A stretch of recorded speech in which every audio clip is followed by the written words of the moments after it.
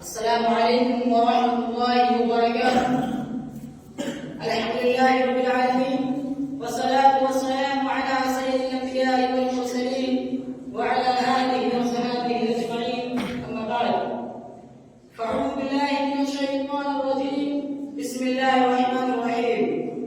ادع إلى سبيل ربك بالحكمة والموعظة الحسنة وجادلهم بالتي هي أحسن.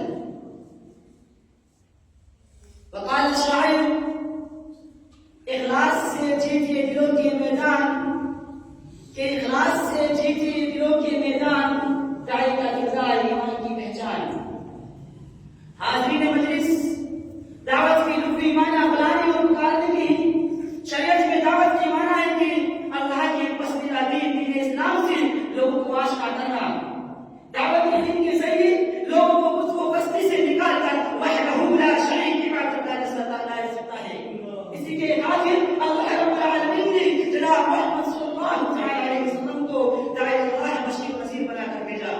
اللہ رب العالمین قرآن مجید میں ارشاد فرماتا ہے: یا ایھا النبی انا ارسلناک شاہدا ومبشرا ونذیرا وداعیا الی اللہ باذنہ وسراجا منیرا.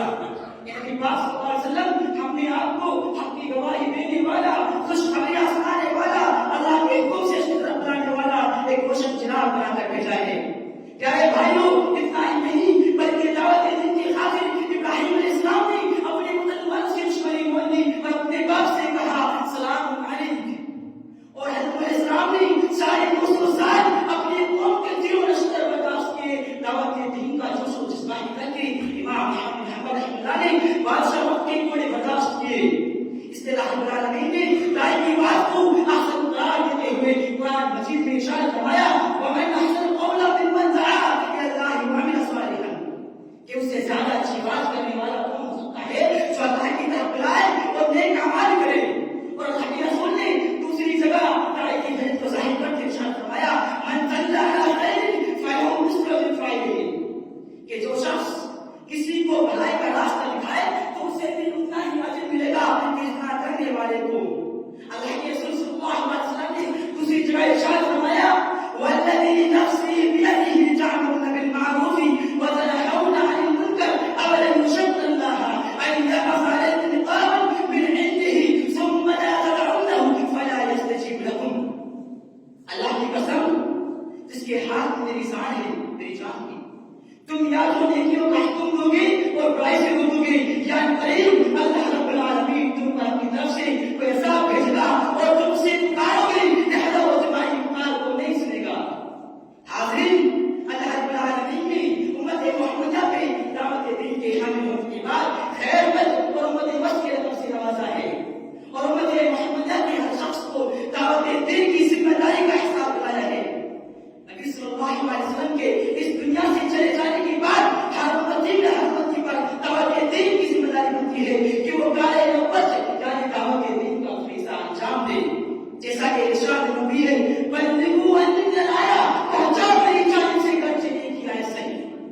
حاضرین، ہمارے معاشرے میں نہ جانے کون سی بیماریاں پائی جاتی ہیں. ہمارا معاشرہ مختلف خطرناک بیماریوں کا شکار ہے، جن بیماریوں کو علماء اسلام جلد سے ختم کرنے کے لیے دعوت دین کی راہ میں اترے ہوئے ہیں اور محنت و مشقت سے کام کر رہے ہیں. لیکن علماء اسلام کے ساتھ ساتھ دعوت دین کی ذمہ داری معاشرے اور مقاصد سے پاک کرنے کے لیے ہر امتی کو دیا گیا ہے. من رأى منكم منكرا فليغيره بيده فإن لم يستطع فبلسانه فإن لم يستطع فبقلبه وذلك أضعف الإيمان. کہ تم میں سے جو شخص خدائی کو دیکھے اسے چاہیے کہ اس اپنے ہاتھوں سے روکے. اگر وہ ہاتھ سے روکنے کی طاقت رکھتا ہو تو اسے اپنی زبان سے روکے، اور اگر زبان سے روکنے کی طاقت رکھتا ہو تو اسے اپنے دل میں بڑا سمجھے. اضعف الایمان، کہ ایمان کا سب سے کمزور درجہ ہے. اور اللہ کے رسول نے دوسری جگہ ارشاد فرمایا: ان العلماء ورثۃ الانبیاء، کہ علماء اسلام انبیاء کرام کے وارث ہیں. اس حدیث کو سامنے رکھتے ہوئے یہ بات بہت سی روشن کی طرح عیاں و بیاں ہو جاتی ہے کہ دعوت دین کی ذمہ داری سب سے پہلے خصوصاً علماء اسلام پر آتی ہے.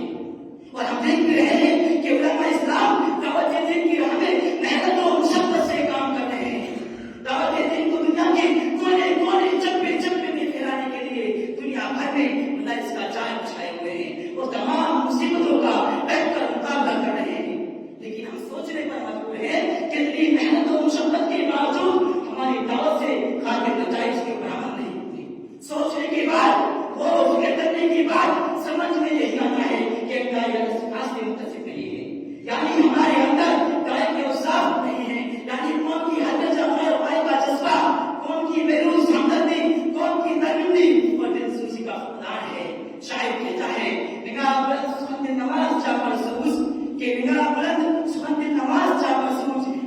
چھوٹے سفر میرے کارواں کے لیے.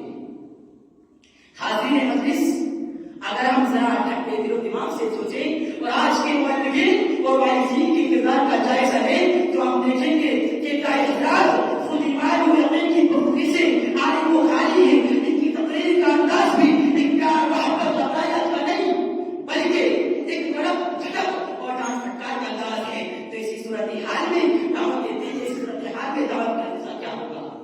اللہ نے اقبال نے بھی کہیں کو کہا ہے، یقین محکم عمل پہ ہم محبت فاتح عالم، یقین محکم عمل پہ ہم محبت فاتح عالم، جہاد زندگانی میں ہے یہ مردوں کی شمشیریں. حاضرین مجلس، دعوت کے میدان میں سب سے اہم جو اس وقت یہ ہے کہ چاہے اللہ رسول اللہ کے ساتھ میدان دعوت میں ہونا مخصوص ہو، اپنی دعوت کا عدل صرف اللہ رب العالمین سے چاہے. اگر داعی کے اندر یہ صفات متصف نہیں ہے تو داعی اللہ کی تعریف نصرت سے محروم رہ جائے گا. اس کی ساری محنت ضائع و بیکار ہو جائے گی.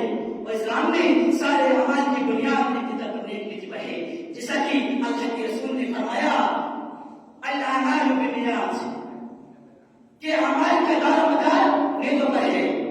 اور داعی کی دوسری صفات یہ ہے کہ داعی بہترین اخلاق والا ہو، جیسا کہ قرآن کہتا ہے انک لعلی خلق عظیم بلا سبحان اے نبی صلی اللہ علیہ وسلم، آپ اخلاق کے اعلیٰ معیار پر فائز ہیں. اور داعی کی تیسری صفت یہ ہوگی داعی جس چیز کو کرنے کا حکم دے پہلے اس کو خود کر کے دکھائے، جیسا کہ قرآن کہتا ہے یا ایھا الذین آمنوا لم تقولون ما لا تفعلون، ایمان والو تم اس چیز کا حکم کیوں دیتے ہو جو تم خود نہیں کرتے.